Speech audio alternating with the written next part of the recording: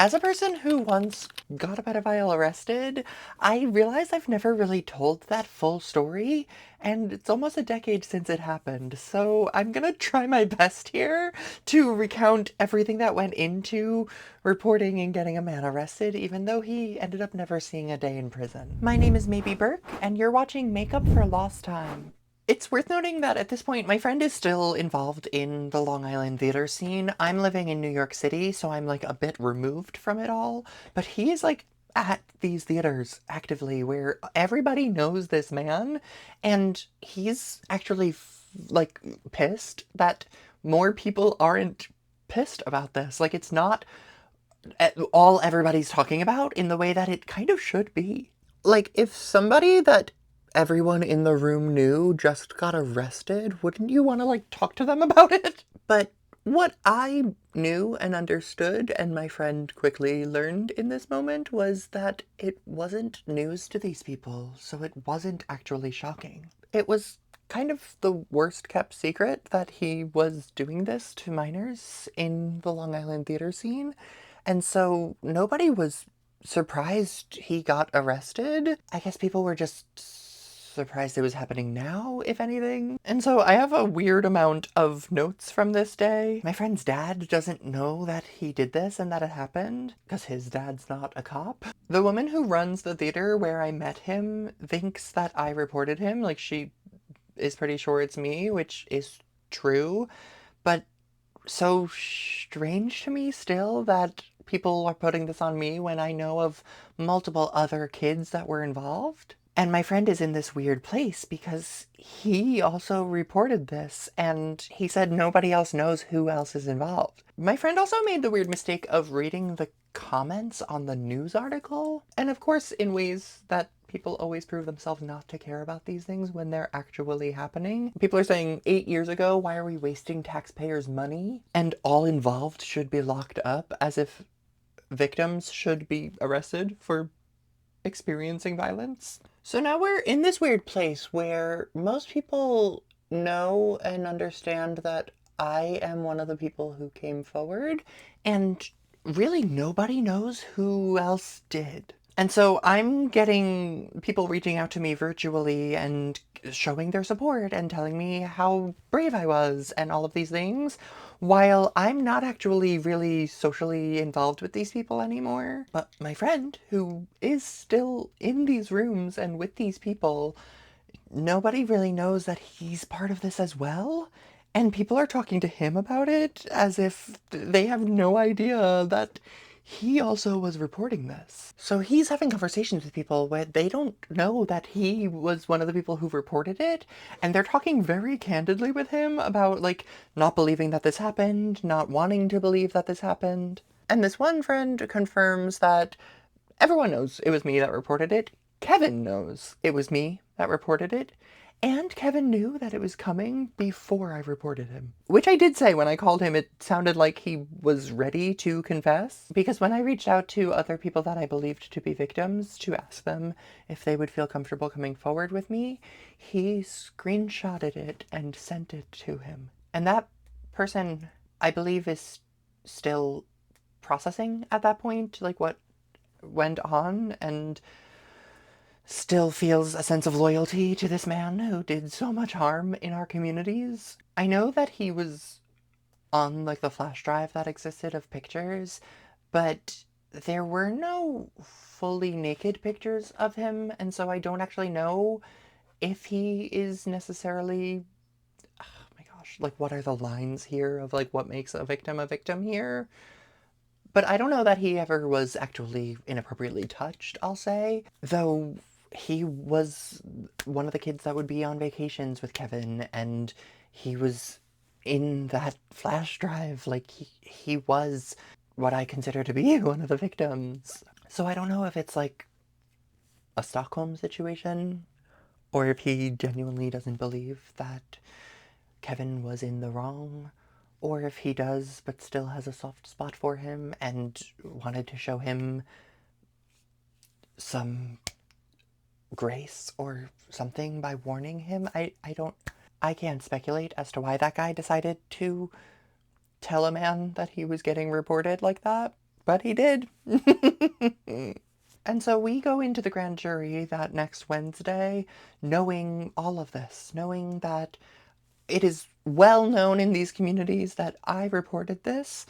It is not well known that my friend came forward with me, and so he's kind of playing this like weird double agent in conversations he has about it, knowing that Kevin knew before any of this that he was getting reported, and he made bail within 24 hours. I don't actually know if it's on this timeline here, but I I do remember he reported, like, he confessed in greater detail than I had reported things. He talked about the flash drive that I don't think that I had actually brought up. Maybe my friend did when he reported it. But they have the verbal confession where he talked to me on the phone and they recorded it, and a written confession from him that goes into even greater detail. So we go in to meet with the grand jury. If you don't know about the grand jury, like I had no idea that this was a thing before I went. It's basically like jury duty is a thing where you're brought in for like the length of a case or whatever.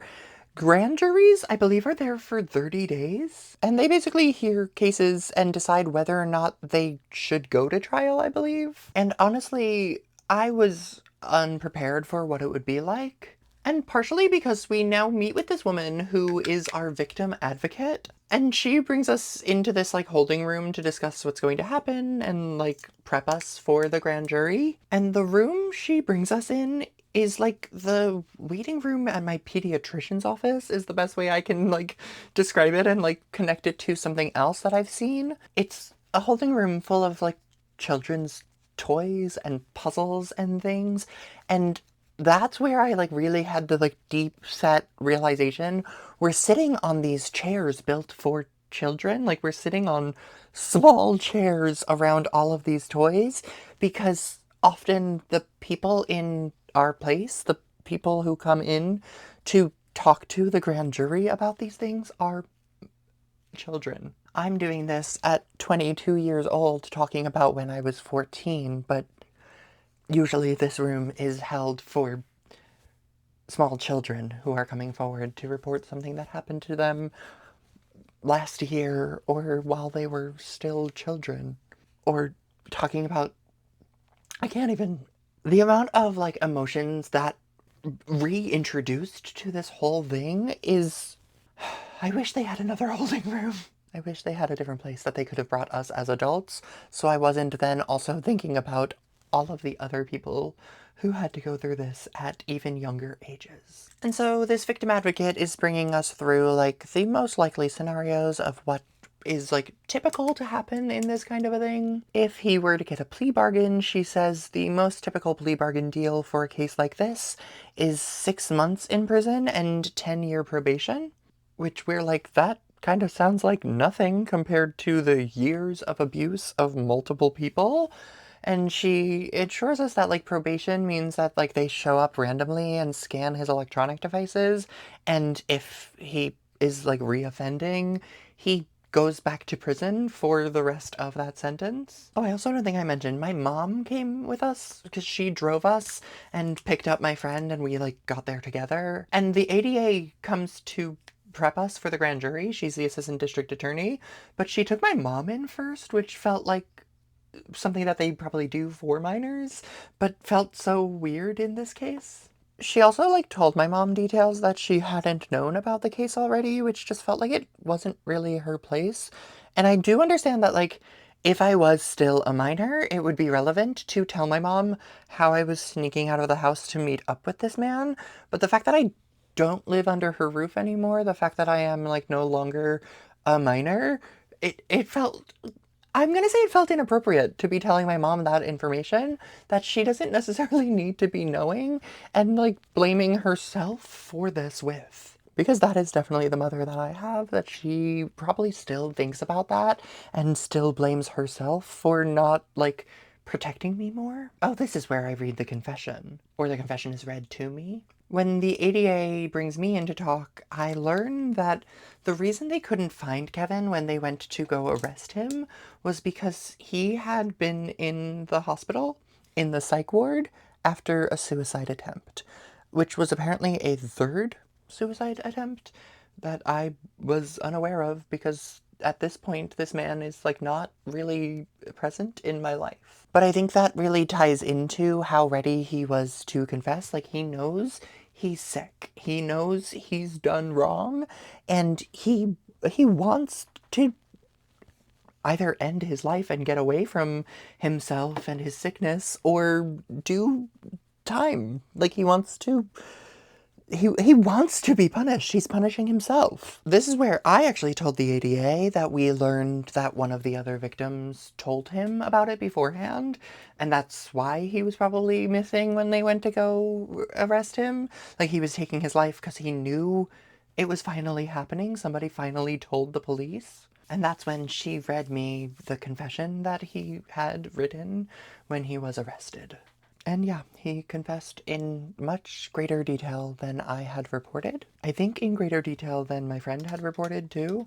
Since he had been an adult at the time, he actually had a stronger sense of the timelines of events. He told them about his child pornography that he had, and now they're telling me all of this before I go in to meet the grand jury, before I sit in front of a room of like 30 people and have to like recount and relive these events that I had already had to report to the detective and talk about with the ADA. Like, I needed some more time to process this. I was like not okay after learning new information right before going into this room. So I'm like visibly shaken when I come out of the meeting with the ADA and my friend goes in for his. And that's when my friend learns that Kevin did know he was one of the people who reported him. Which, just like in general, the new information right before going into the grand jury feels a little cruel. I know that's like how things have to work, unfortunately, but I was so taken aback by it. I think my friend was in a similar boat. We were both like visibly shaken before we even had to walk into the grand jury because of this new information we were trying to process on top of all of the other emotions that were with us that day. So I go into the grand jury first, probably just by order of I reported this first. And I don't remember the events of the grand jury as much as I remember I walked in and like 4 to 5 men laughed at me. This is October 7th. I'll try to find a picture of like what I looked like at the time. I obviously looked a little different.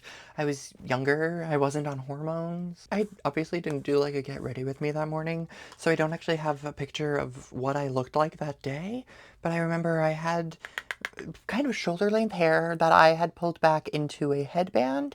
I wore a white button down shirt and black trousers. I knew how I would be perceived for presenting femme, so I tried to go more like androgynous and like leaning like gender neutral in like a business casual kind of way. I feel like I looked like I was a caterer, you know? I tried to be like subtle. I didn't want my presentation to be the most important part of the day or like the focal point of anything. And clearly it didn't matter how much I overthought about any of that, because no matter how I looked, those same guys probably would have laughed when I walked in. So I was sworn in to talk about what happened and like name that I was going to tell the truth as I know it. And they laughed at me swearing in. I was asked the questions that I was told I would be asked. I recounted the ways that he abused me, and they laughed. I told them he put his hand down the back of my pants, and they laughed. I told them he put his mouth on my penis, and they laughed. I told them he made me feel special, and they laughed. I don't really remember how it ended, but I know that afterwards I ran out of the room and straight into the bathroom because I was about to melt down. And until that point, I had kind of been like the strong one for my friend, and I wish I could have continued to do that before he had to see me run into the bathroom crying before he had to go in and talk to the grand jury. Like, that couldn't have helped him. So I went into the bathroom, the men's room, in case you were wondering, and I locked myself in a stall and I had a full meltdown. And then my friend did come in to like see if I was okay, and that's where I was like, oh my goodness, you have to go do this now. I'm so sorry. But also, like, what made it so miserable for me won't be happening to my friend, because He's a cis guy, and I mean, hopefully, at that point, I'm like, hopefully they were just laughing at my presentation and not at what happened to me. So hopefully they won't laugh at him. I wrote here they want to know if I'm done in there. I don't know if they mean like the bathroom or the grand jury, but I'm assuming I was excused from the grand jury. I don't know. But my friend goes into the grand jury and my mom comes into the bathroom. I told her that they had laughed at me and we kind of just stood there. She doesn't know what to say. I mean, like, what do you say to something like that? I fixed my makeup, and she told me mascara was on my cheeks, so I fixed that. We go and sit outside the room again and wait for my friend while I sit there crying the whole time. The detective is also there because she also is, like, part of the grand jury experience, and she has no idea why I'm crying because she wasn't in the room with me. Everybody's like trying to be comforting. My friend comes out and we just like go to leave because I'm clearly not wanting to stick around in this building. And the ADA sees me crying and asks me what's wrong, which feels so out of like, what's wrong?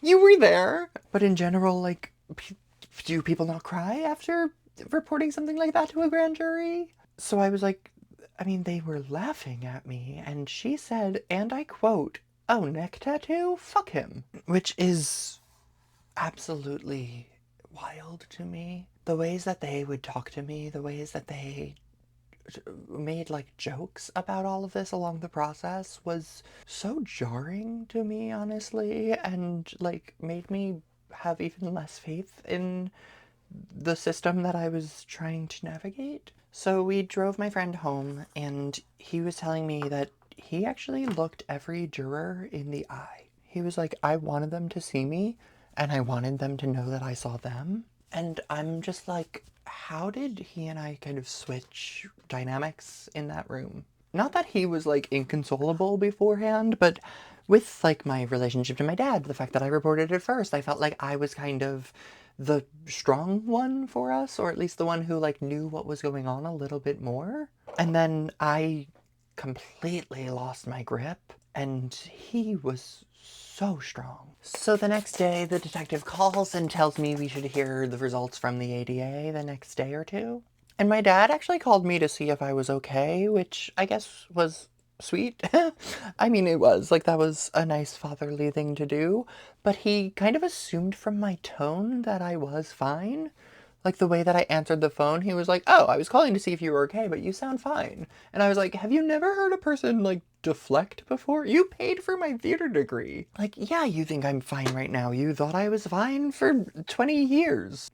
I digress. On Friday, my dad calls me. The ADA didn't call us. She called my dad. Like, I'm getting information through this weird grapevine. He was facing 56 charges of assault of a minor. Between the instances that me and my friend had reported, they were charging him once a month for each of us for 2.5 years. I think that's based largely on estimates. I didn't keep track of how many times I was with him. And so the two of us are like on edge for the next week or so, understandably. My friend tells me that he's like running at night inside his house because he's like scared, like the feeling you get when you've just watched a horror movie. And he like knows he shouldn't be. Like he's not a violent guy. He's a very smart guy. He's scared. Like, he's guilty. He tried to take his own life. But if we want, my dad says that, like, we can get restraining orders so that if he does try to come near us, we can have him arrested again. And, like, a mutual friend of ours sees him at her work, and here I have written on the timeline, he shouldn't just be able to roam around. The system is severely flawed. We're in a situation where innocent until proven guilty means we lied until proven raped. Criminal justice. And that's what was told to me by the assistant district attorney while we were prepping for trial. Like, this is criminal justice. It's justice for criminals, and it's like set up for him to get justice. But also, it's now October 12th. I reported this August 3rd. Granted, it wasn't like an emergency situation that like he was actively harming us, but I was pretty sure he was actively harming others. But with most offenders, until you go to court, they don't go to prison. They're just out in the world and still a member of society. until we go to court, it's almost as if nothing happened. So the ADA who called my dad actually never called me to explain this directly to me. The detective who worked on the case also called my dad and didn't call me. And that's where I don't know how typical that stuff is, or if this is because of my dad's relationship to them. And so at this point, it's a slow roll from here. It could be up to 6 months until we get a court date. That's like how the system works. And so we spend the next how many ever months like worried and scared and just feeling so many feelings. And I have so many notes of like another victim finally got back to me on Facebook. One of my friends from theater when I was a young kid told everyone that we lied. Like, I'm having night terrors. Somebody asked my friend if he knows the other person who reported Kevin because everybody knows it was two people. Everybody knows it was me, and nobody knows who else it was. And my friend isn't telling people that it was him, which I don't blame him for. I understand. The ADA called me on November 23rd, which is the day after I turned 23. And the ADA tells me that Kevin is now seeing a psychosexual therapist to determine how strong of a risk he is to hurt someone else before they go forward with trial. On November 25th, it's the day before Thanksgiving, they call me again and tell me that they received good guy letters. It's what they call good guy letters. It's when a person who is being accused of a crime gets people to write letters on their behalf, like attesting to their good character. And they read me the list of names. There's 28 women and 2 men, full of people from his childhood and his life that I don't know, but also a good amount of people that I did know who we did theater with together. 8 of the people were people I knew. 3 of the people were people I had once considered friends. And 3 of those people were authority figures in the theater where I met him. The ADA explains to me that these letters actually help us in the long run because they don't actually prove that he didn't have any sexual interaction with minors. They just prove that he's like a nice, amicable guy who can get people to trust him easily. I have here that he went to court on December 4th in something I listed as a routine checkup, which sounds like that should be for a car, not a pedophile. But it was going to be another 4 to 6 weeks until the therapist that he saw had a report about him. And that's the end of my timeline. I do know that it wasn't until early the next year that we got a result. And the result ended up being that he took a plea deal that was not the 6 months of prison that we had been told was the typical plea deal. He took a plea deal that was no prison and just 10 years probation. Which means at this point, his probation is going to be up soon. That was to 2016 that he got that probation. And who knows if he's reformed at this point. I don't know. He never saw a day in prison. We prepped for a trial that we never went to. I don't know if telling this story is actually valuable for people. I hope that it is, to talk about what goes on when you actually report something like this. I just know that I've been really disappointed by the conversations I've seen recently on social media around the topic of abusing minors and the ways that people make light of it and use it as an insult and all of these different things that is so triggering as somebody who's gone through a process like this, gone through the experiences that I went through, and I just felt like it was important for me to tell people what that experience actually looks like. I have told versions of this story over the years. I will continue to tell this story because this story is one that you don't hear a lot. I was shocked to learn some of the details that I learned along the way, and I know that when I tell people about these things, they are very surprised to learn what goes on in prep for a trial like this, in just trying to get somebody arrested like this. And obviously my case is like uniquely dramatic, from being laughed at to my relationship with my father and all of this to my detective getting heart surgery and her husband's diagnosis of cancer. Like, there's a lot of wild pieces to my story. But also, like, life goes on while something like this is happening. Like, we still are living our lives. Everybody involved with the conversation has their own lives to live. And human life, like all of the drama and all of the wonderful and scary things that happen in somebody's life, don't go on hold because they're going through something like this. I think I do consider myself lucky now that I never actually had to go through trial, because I think that would have been just another traumatizing experience in itself. I don't know if it would have ended up with him getting a different sentence. I can just hope that going through this process, him attempting to take his own life multiple times, like, I can only hope that this led to him reforming his life. And I wish that we had a system that actually did that without just carceral punishment. Okay, that's my story. Let me know if you have any questions and stick around as we make up for lost time.